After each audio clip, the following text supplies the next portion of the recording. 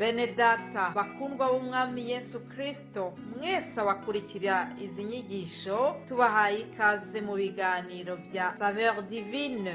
Ibi biganiro mu bitegurirwa n'abavugabutumwa bwiza batandukanye, akaba ari umuhamagaro ugendera ku ijambo ry'Imana byanditse mu gitabo cy'ubutumwa bwiza uko bwanditswe na Matayo ibice 24 umurongo wa 14. Kandi ubutumwa bwiza bw'ubwami buzigishwa mu isi yose ngo bube ubuhamya bwo guhamiriza amahanga yose, nibwo imperuka izaherako ize. Ibi biganiro mubikurikira kuri channel ya YouTube yitwa Saveur Divine. Tubifurije kugubwa neza. Imana Data ari nayo So ibaha umugisha.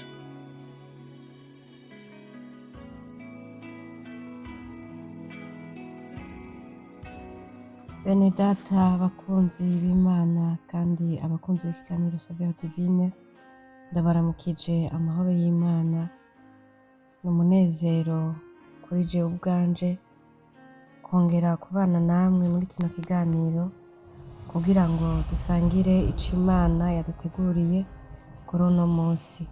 Muri kumwe na Kaneza Beninyo kubw'ikiganiro Saveur Divine. Bahaye ikaze cane, Imana ibahezagire hamwe nanje.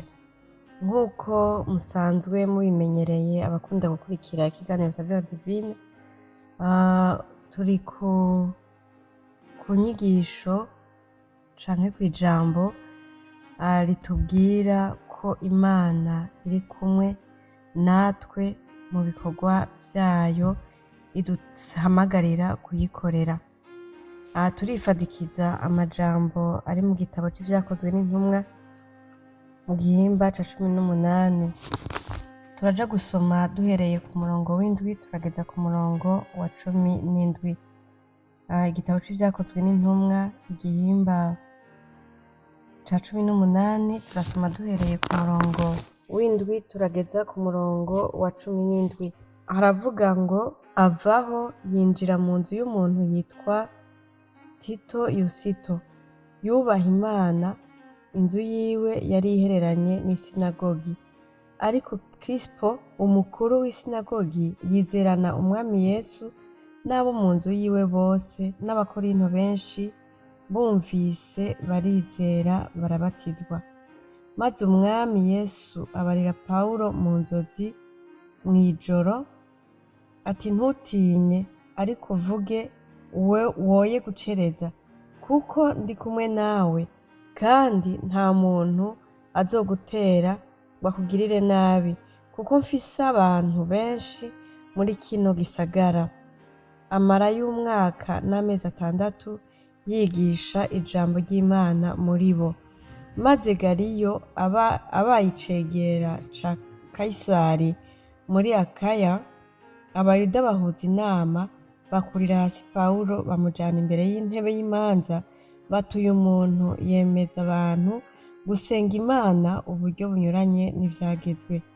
Pawulo ariko arahaga amatama, Galiyo abwira abayuda ati, iyo haba hari habonetse ibirego vy'icaha canke igicumuro kigoye, yemwe bayuda, hari kuboneka inyanduruko yuko mbihanganira kubumva. Ariko ko ari bihari vy'amajambo n'ivy'amazina y'ivy'ivyagezwe vyanyu ubwanyu, ni mubimare ubwanyu. Jewe singomba guca urubanza rwa bene ivyo. Abirukana imbere y'intebe y'imanza.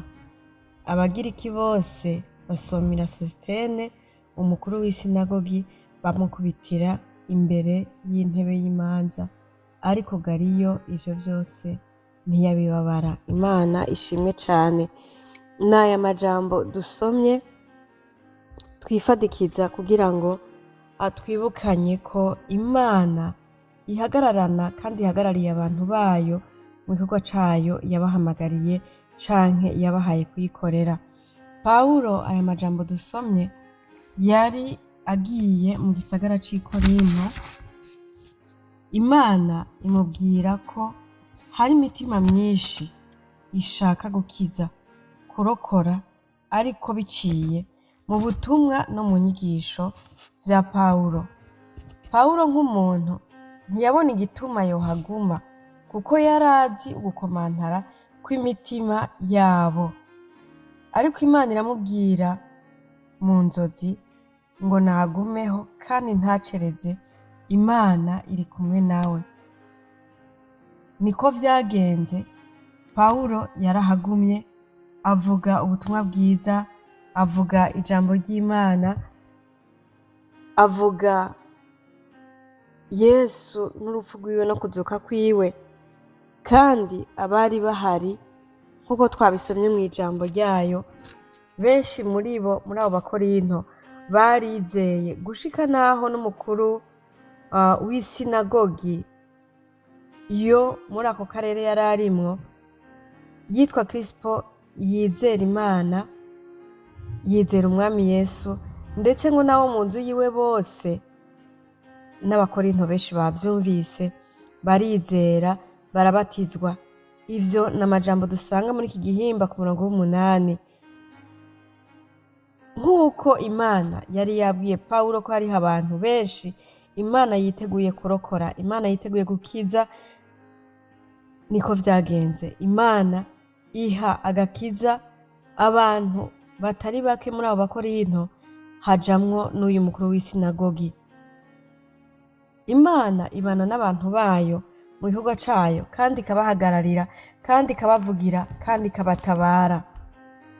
Tugiye mu murongo wa 12 muri iki gihimba, bamaze kubona ko Pawulo vy'ukuri abantu benshi batanguye kwizera umwami Yesu Kristo mu Bakorinto, bakabona ko n'umukuru w'isinagogi nawe ubwiwe yamaze kwizera umwami Yesu, bagiye kwitwara bashingisha urubanza ku cegera ca Kayisari yari arongoye ico gisagara.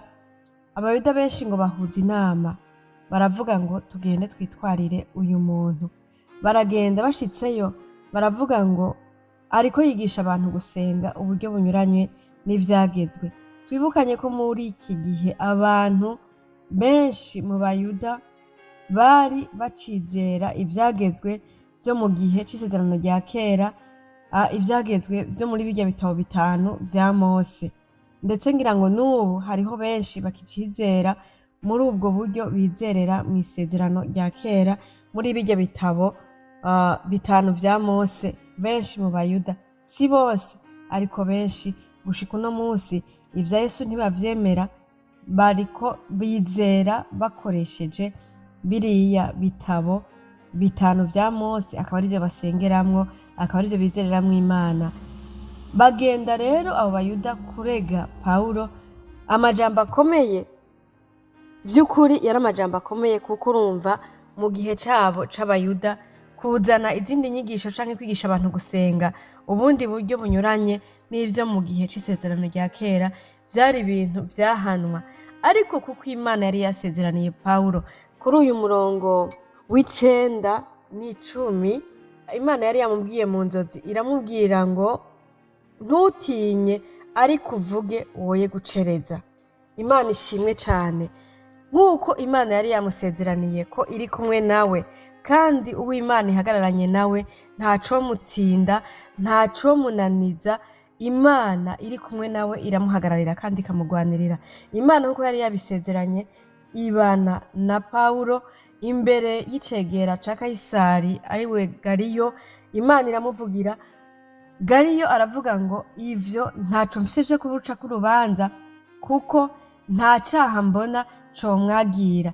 Ryari rya jambo Imana yari yamubwiye ko vy'ukuri Imana iri kumwe nawe, ntibari kumutsinda, ntibari kumwitwarira ngo bamutsinde, kuko Imana yari yamubwiye hakiri kare ko iri kumwe nawe. Ivyo bari gukora vyose Imana yari ishoboye kubihindura ubusa, nk'uko yabikoze imbere y'iki cegera ca Kayisari. Imana ibana na Pawulo muri ico gihe, iramutabara, iramuvugira. Abaje kumwitwarira ntibagira ijambo imbere y'uwo baje kumwitwarako. Ubandanije muri iki gihimba ku murongo wa 17 haravuga ngo Abagiriki bose basumira Sositene umukuru w'isinagogi, bamukubitira imbere y'intebe y'imanza. Ariko Galiyo ivyo vyose ntiyabibabara.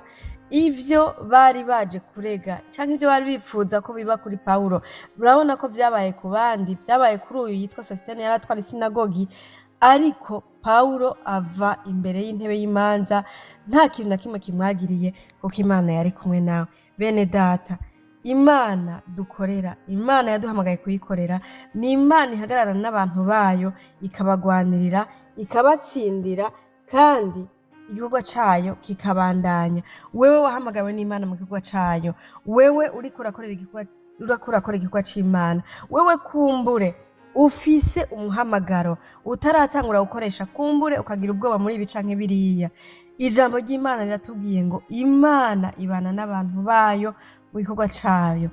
Bene data, uwahamagawe n'Imana wese, shikama, ushire amanga, ukomere, igikorwa c'Imana ugikore nta bwoba, kuko Imana ihagarariye abantu bayo kugira ngo ibagwanirire mu gikorwa cayo. Imana ibahezagire, abahamagawe, abariko bakora, mushire ubwoba, dushire ubwoba, dukomeze igikorwa n'ic'Imana. Imana iragihagarariye.